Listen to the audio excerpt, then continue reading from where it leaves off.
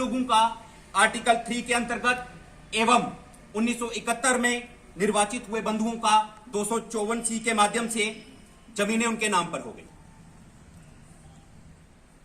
जो कि सरकार का एक महत्वपूर्ण एक सराहनीय काम है। हम इसकी प्रशंसा करते हैं। और अभी थोड़ी देर पहले ही, कुछ समय पहले की बात है, 5 लाख की धनराशि भी अनुदान के रूप में पीड़ित समाज को दी गई, जिसकी हम प्रशंसा करते हैं। लेकिन बंधुओं, बहुत बड़ा वर्ग जो इस समय कस्टोडियन लैंड पर बैठा हुआ है, उनकी समस्याओं पर बात करने के लिए आज हमने आपको आमंत्रित किया है।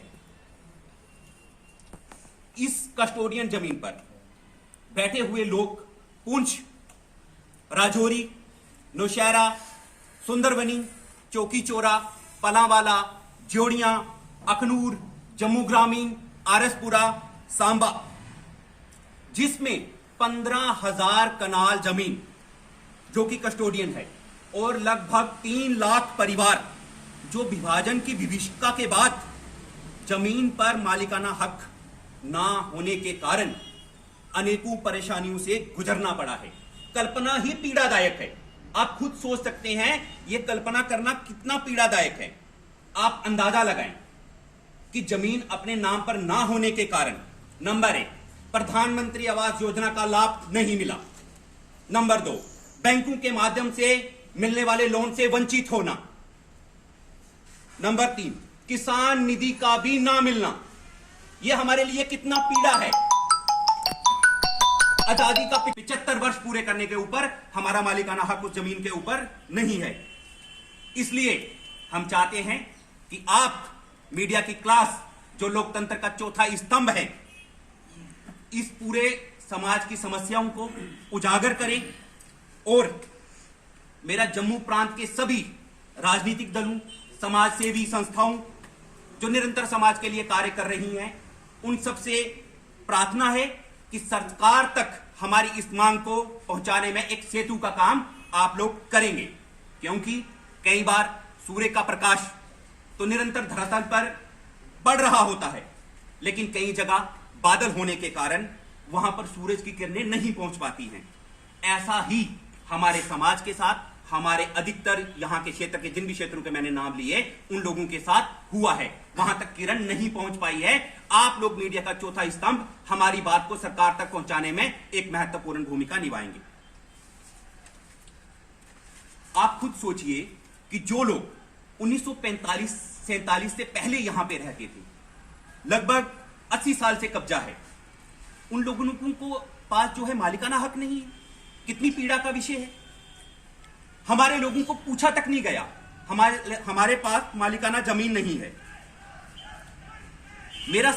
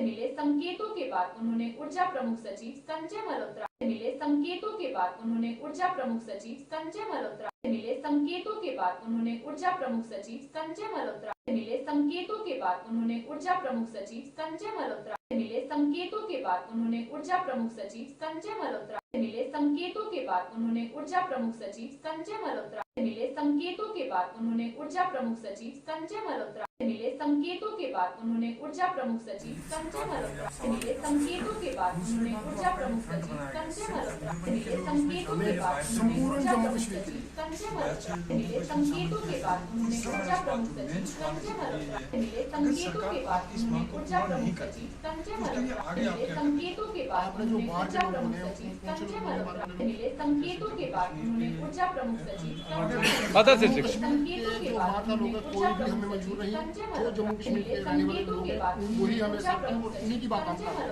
आज जो डोगरा समाज है उन्होंने ऊर्जा प्रमुख सचिव वो 70% है संकेतों के बाद उन्होंने ऊर्जा प्रमुख सचिव संजय मल्होत्रा मिले संकेतों के बाद उन्होंने ऊर्जा प्रमुख सचिव संजय मल्होत्रा मिले संकेतों के बाद उन्होंने ऊर्जा प्रमुख सचिव संजय मल्होत्रा मिले संकेतों के बाद उन्होंने ऊर्जा उन्होंने ही नारा दिया सबका साथ सबका विकास। अगर 75 वर्षों में पीछे कई 10 सरकारें रही, संकेतों के बाद उन्होंने अगर उन्होंने कोई हमें अधिकार नहीं दिया, सरकार ने आकर अभी 370 नहीं होना चाहिए था, वो है या नहीं है वो एक अलग सवाल। पिछली सरकारों ने जो हमारे लोगों को गिरदौरी का या कुछ भी एक अधिकार दिया था उन्होंने किसी को उठाया नहीं, लेकिन अब तो लोगों को जब उठाया जा रहा है। उनको जो आपका रेवेन्यू रिकॉर्ड है उसमें तो कुछ अधिकारी मिलकर ऐसे लोगों का रिकॉर्ड ध्वस्त कर रहे हैं, वो क्यों हो रहा है? हर जगह हो रही है, पूरे राज्य में हो रही है, क्यों नहीं हो रही है? आप मुझे एक बात बताइए, आज से 75 वर्ष जो हिंदुस्तान और पाकिस्तान का बंटवारा, इससे हजारों सालों से पहले जहाँ लोग रह रहे हैं, जब कबायलियों ने हमला किया, अफगानियों ने हमला किया, जब जहाँ पर रहने वाले लोग आपस में दुश्मनी को छोड़ के पाकिस्तान चले गए, उन्होंने लोगों के जानवरों को भी मार दिया, लोगों को भी मारा। हमारे लोग तो 40 वर्ष तक, अगर 3 भाई थे, एक भाई हल पकड़ता था, 2 भाई आगे और जुंगला पकड़ते थे और वो हल चलाते थे, जमीन अनाज पैदा करते थे। उन्हीं लोगों ने ये मातृभूमि बचाई है। अगर आज वो हमारे डोगरा समाज के, लोकल समाज के लोग नहीं होते, अगर वो भी यहाँ से छोड़कर चले जाते तो आज ये भी पीओके होता।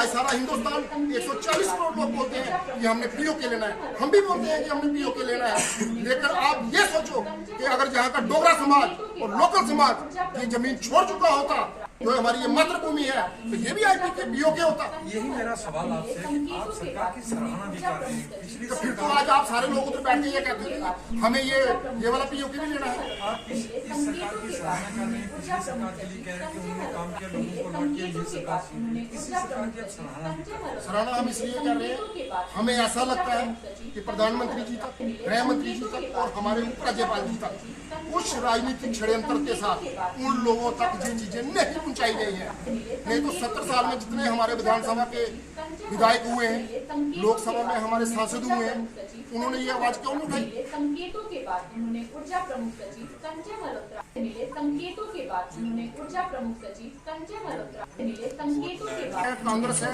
जितने स्वयं सेवी संगठन है, RSS है, बजरंग दल है, कोई भी संगठन है इस देश में, या कम्युनिस्ट पार्टी है, हम सभी से समर्थन मांगते हैं, सभी को इस चीज के बारे में सोचना चाहिए। ऊर्जा प्रमुख सचिव क्या इसको लेकर आपने किसी से मुलाकात की है, किसी अधिकारी से मिले हैं? हमने समय मांगा है, जैसे ही हमें समय मिलेगा हमारी सभी से बात होगी और आप लोगों के साथ हम वो फिर से शेयर करेंगे। प्रधानमंत्री जी को लेटर लिखेगा। सर, एक तरफ कहा जा रहा है जो माजरीन रकबे हैं, क्या ये उन लोगों को वापस दिए जाएंगे? एक तरफ पीओके लेने की बात कर रहे हैं आप, किस तरह से देखिए जी, सीधे शब्दों के बीच में आज ये आखना चाहना है अपने लोगों की समझ अब है कि हमारे भारत का जो सपना है वो पीओके को लेने का है, पाक अधिकृत कश्मीर को लेने का है। हमें वहां पर जाके बसना है और उस जमीन पर कब्जा करना है, ना कि जो हमारी जमीन जिसकी हमने रखवाली और यहाँ पे देखभाल की है उस जमीन को देना है। वो हमारी जमीन है और हमारा सरकार से जो इस समय सत्ता में है उससे अनुरोध है, क्यों नहीं हम यहाँ के वासी हैं, क्यों ना हम अपना हक मांगेंगे। हमारी आवाज आज दिन तक वहां पर जो है नहीं पहुंची है और हमने आज डोगरा लोक कल्याण फोरम की तरफ से ये आवाज पहुंचाने का जो आज कार्यक्रम करा है, ये हमारी पहली आवाज है। आज से पहले यहाँ पे किसी राजनीतिक दलों से भी ये प्रार्थना की जाती है, क्यों नहीं किया आज से पहले किसी ने हमारी आवाज को क्यों नहीं बुलंद किया? आज डोगरा लोक कल्याण फोरम की तरफ से हमने अपनी बात जो है सरकार तक आगे रखी है।